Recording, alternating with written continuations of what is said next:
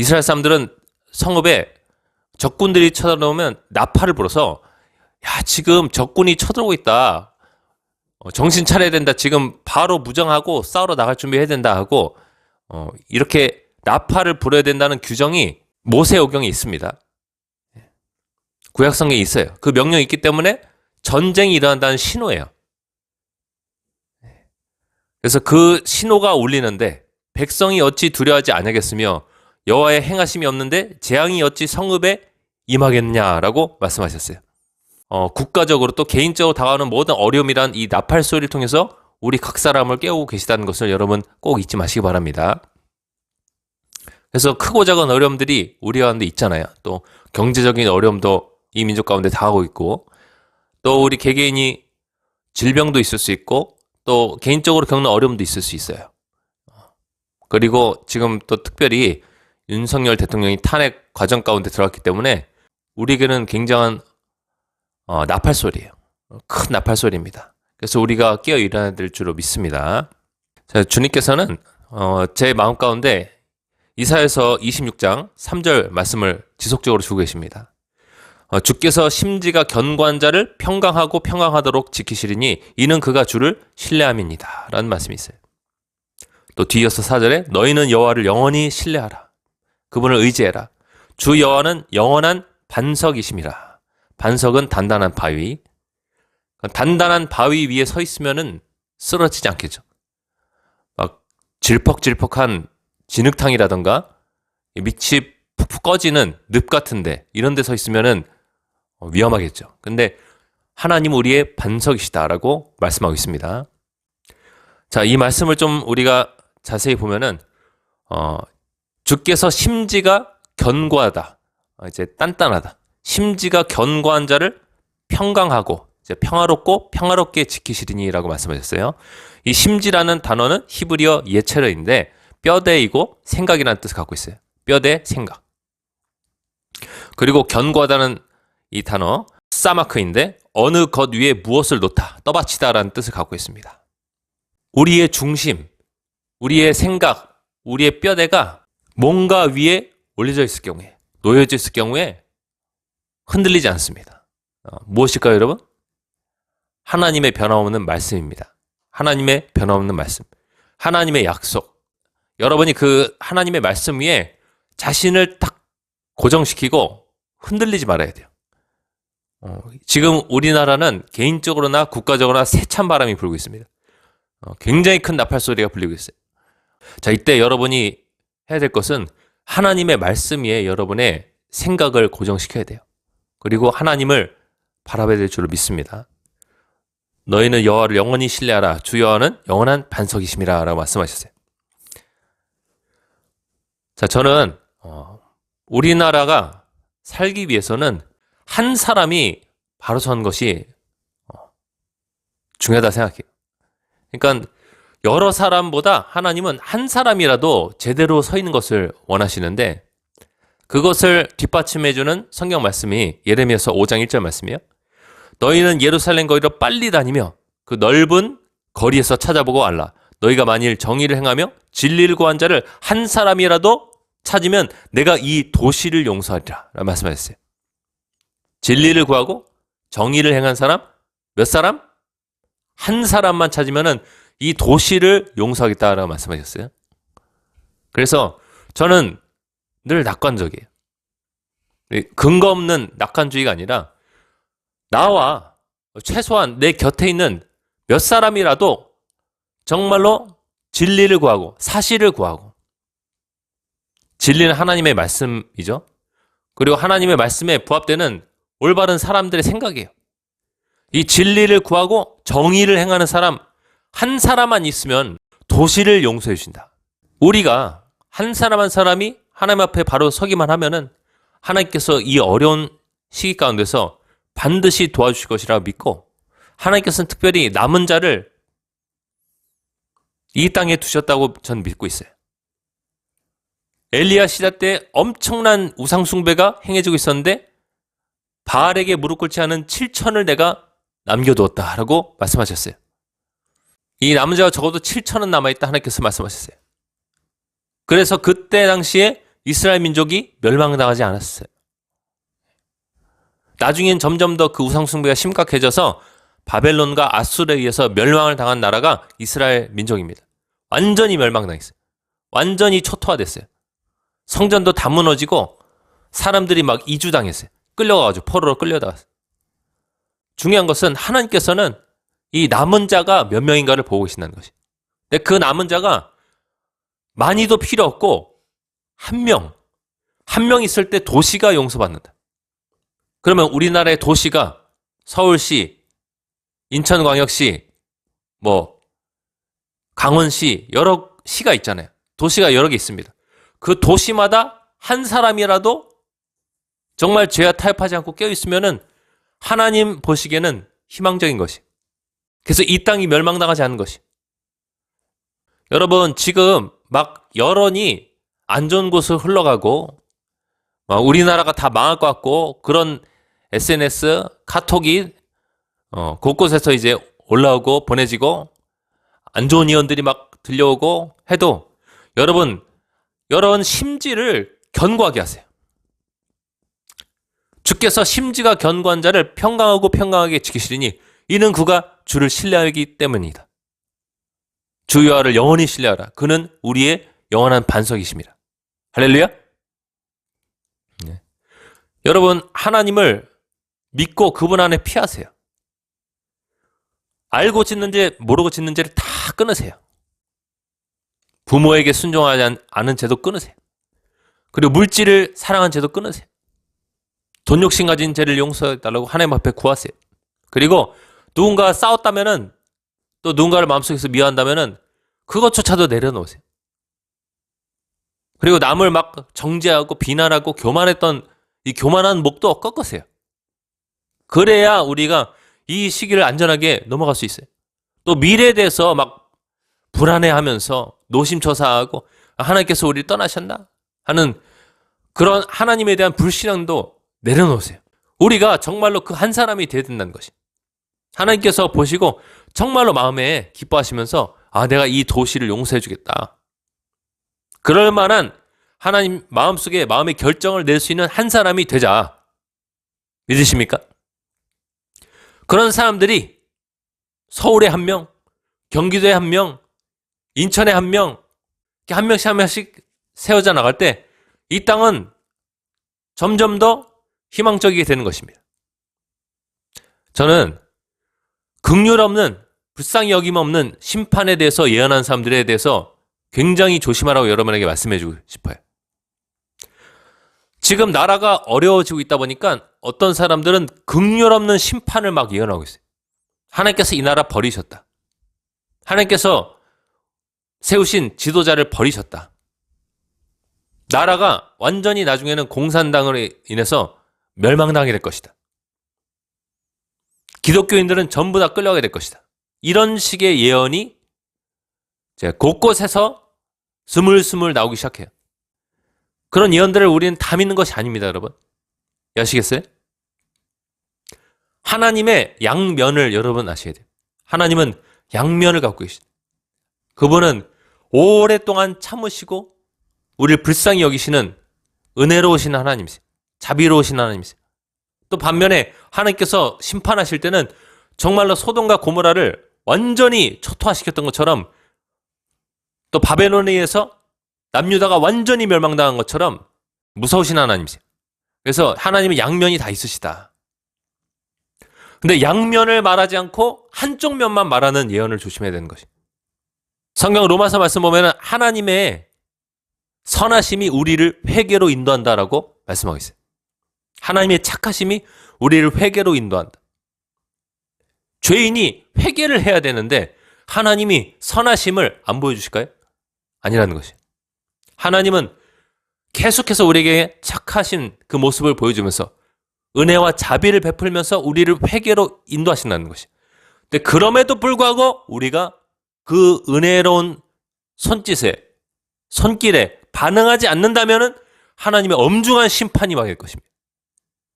믿으십니까? 그래서 지금 아주 딱 잘라가지고 하나님 우리 버리셨다. 부정선거도 다 묻힐 것이고 부정선거 수사도 다 멈출 것이고 하나님께서 대통령도 버릴 것이고 이 나라 기독교인들은 저 북한 공산당에 의해서 또 남한에 있는 간첩들에 의해서 완전히 멸망당하게 될 것이다. 아주 100% 확신하면서 말한 선지자들을 굉장히 조심하셔야 돼요. 거짓 선지자일 수 있어요. 하나님은 그분의 선하심으로 우리 죄인들을 회개로 이끄신다.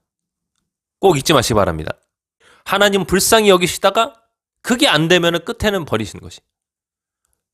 불쌍히 여기실 때 돌이키면 산다. 믿으십니까? 여러분, 그리고 누가복음 15장 3절부터 말씀 보면은 예수님도 하나님 아버지를 완벽하게 표현하시고 나타내시는 분이잖아요. 이분의 말은 하나도 틀린 것이 없어요. 사도들은 헛소리 할 수 있어요. 헛소리 했었어요. 실제로 성경 보면 죄도 졌었어요. 그 사람들은. 근데 예수님은 한 번도 거짓말하지 않으셨어요. 이분이 뭐라고 말씀하시냐면 한 사람이 중요하다라고 말씀하셨어요. 누가복음 15장 3절부터의 말씀이 예수께서 그들에게 비유로 이르시되 너희 중에 어떤 사람이 양 100마리가 있는데 그 중에 하나를 잃으면 99마리를 들에 두고 그 잃은 것을 찾아내기까지 찾아다니지 아니하겠느냐. 또 찾아낸 즉 즐거워 어깨에 메고 집에 와서 그 벗과 친구와 이웃을 불러 모으고 말하되 나와 함께 즐기자 나의 잃은 양을 찾아내었노라 하리라. 여러분, 이 비유가 무엇을 뜻하는 것입니까? 양들은 하나님의 영혼들이에요. 하나님의 자녀들이에요. 하나님 품에 있어야 될 사람들이에요. 근데 99의 영혼들은 하나님 곁에 있어요. 하나님 떠나지 않았어요. 근데 한 영혼은 하나님을 떠났어요. 죄의 길로 빠졌어요. 근데 그 영혼을 하나님은 찾아 헤맨다는 것이. 찾아 헤매다가 발견하면은 어깨에 들쳐매고 집으로 데려와가지고 자기 친구와 이웃들을 불러 모아가지고 나와 함께 즐거워하자라고 말할 것이다. 네, 하나님 아버지의 마음이 이와 같다라고 말씀하시는 것이. 뒤에서 뭐라 말씀하시냐면 내가 너에게 이르노니 이와 같이 죄인 한 사람이 회개하면 하늘에서는 회개할 것이 없는 의인 99으로 말미암아 기뻐하는 것보다 더하리라 라고 말씀하셨어요. 아주 천국이 기쁨으로 인해서 진동하게 된다. 한 사람만 변화되면은 하나님의 마음이 완전히 녹아지는 것이. 내가 하나님을 기쁘게 만들 수 있는 것이. 내가 이 민족의 미래를 좌우할 수 있는 것이. 믿으십니까? 나 한 사람이 그 재료가 될 수 있는 것이. 나 한 사람이 촉매제가 될 수 있는 것이. 그 일을 일으킬 수 있는 어떤 다이나마이트 심지가 될 수 있는 것이. 다이나마이트 폭발물에 심지가 있잖아요. 거기에 여러분 불을 붙이면 심지가 싹 타들어가면서 다이나마이트가 펑 터집니다. 내가 그 심지가 될 수 있어요. 하나님의 마음을, 그 화난 마음을 누그러뜨리고 정말 하나님께서 이 민족을 향한 생각을 바꾸실 수 있도록 할 수 있는 한 사람이 될 수가 있는 것이. 할렐루야. 하나님이 진리를 구하고 정의를 행한 사람 한 사람 찾으면 도시가 용서된다. 서울 같은 도시, 서울에 1000만 명 이상 삽니다. 도시가 용서가 된다. 그럼 많은 숫자가 필요가 없는 것이. 나라가 용서받으려면. 이해하시겠어요, 여러분? 내가 그 한 사람이 되면 된다. 믿으십니까? 많이도 필요 없는 것이, 여러분. 내가 철저하게 죄에서 떠나면 되는 것이. 지금 유행하고 있는 인터넷 음란물에서 떠나면 되는 것이. 돈 욕심에서 떠나면 되는 것이, 여러분. 그럼 이민 갈 필요 없어요, 여러분. 남을 미워하고 정죄하는 그 마음속의 죄악을 회개하면 되는 것이. 믿으십니까? 교만해가지고 다른 사람들 욕하거나 깎아내리는 말 안 하면 견딜 수가 없는 사람들. 이 교만을 꺾어버리고 겸손해지면 끝나는 것이. 그럼 이 민족이 용서받는 것이. 그래서 우리가 이렇게 죄에서 떠나면은 이 위기를 넘길 수 있어요. 여러분, 자신의 삶을 절대로 하찮게 여기지 마세요. 내가 아침에 일어나서 성경 보고 회개하고 기도하면서 하나님 얼굴 구하는 거, 그거 하찮게 여기지 마세요. 그게 나라의 운명을 결정짓는 것이. 내가 한낮에 바쁜 일과 중에 잠깐 시간이 되었어. 성경 읽고 기도하는 거, 내가 낮 동안 지었던 죄를 회개하고 하나님의 얼굴을 구하는 거 절대로 하찮게 여기지 마세요. 그게 나라의 미래를 바꾸는 것이에요. 할렐루야. 내 밤중에 자기 전에 하루 동안 지었던 죄를 하나님 앞에 고백하고 하나님 앞에 내일을 의지하면서 다시금 내가 하나님 앞에 나가는 그 말씀 보고 기도하는 시간 갖는 거 너무나 중요한 것이. 그거 한 가지 때문에 나라의 미래가 바뀔 것이에요. 그 작은 것 하나를 하지 않는데 어떻게 미래가 바꿔지겠어요? 그거 한 가지가 해결되어야 나머지 100가지, 1000가지가 해결되는 것이에요. 이 나라의 미래가 밝아질 수 있는 것이에요. 이해가 되십니까? 그래서 우리는 다니엘처럼 적어도 하루 3번은 하나님 앞에 기도하고 또 더불어 말씀을 보는 습관이 있어야 된다. 우리가 아침, 점심, 저녁을 먹잖아요. 보통 사람들 아침, 점심, 저녁 먹습니다. 그런 것처럼 우리가 하루 3번 생명 주시는 하나님을 말씀 보고 기도하면서 찾아야 된다. 찾으면 내가 안 좋은 방향으로 나가더라도 다시 돌아온다. 돌아오면은 산다. 돌아오면 하나님이 기뻐하신다. 의인 99보다 돌아온 한 사람을 하나님이 기뻐하신다. 하나님의 마음이 기뻐하신데 왜 이 민족에게 재앙이 임하겠느냐? 단순하게 생각하세요, 여러분. 단순하게 생각하셔야 됩니다. 이렇게 굉장히 어렵고 어두운 시기는, 급박한 시기는 단순하게 생각해야 돼요. 하나님을 찾으면 산다. 무조건 산다. 우리 가족이 하나님 찾으면 무조건 산다. 전국에서 한 10가정만 하나님 찾으면 완전히 하나님이 뿅 가시죠. 그런데 그 한 사람, 한 가정을 찾지 못해서 망한 것이 이스라엘의 역사 가운데 나와 있어요. 자, 그래서 여러분, 예레미야서 29장 11절 말씀 보면 여러분 희망이 있습니다. 여호와의 말씀이니라. 너희를 향한 나의 생각을 내가 하나니 평안이요 재앙이 아니니라. 어떻게 했습니다. 평안이요 재앙이 아니니라. 너희에게 미래와 희망을 주는 것이니라. 너희에게 미래와 희망을 주는 것이니라. 할렐루야. 너희가 내게 부르짖으며 내게 와서 기도하면 내가 너희의 기도를 들을 것이요. 할렐루야. 너희가 온 마음으로 나를 구하면 나를 찾을 것이요 나를 만나리라. 할렐루야. 하나님을 만났는데, 생명이신 하나님을 만났는데, 시편에서 그렇게 말해주고 있는 우리의 구원자 되시고, 구원은 구조를 뜻합니다. 구원자 되시고 견고한 성이 되신 하나님을 만났는데 나라와 민족이 망하겠습니까? 아니라는 것이에요. 가정이 망하겠습니까? 한 개인이 망하겠습니까? 아니라는 것이에요. 한 사람이 망하겠습니까? 아니라는 것이에요. 하나님을 만나면 산다.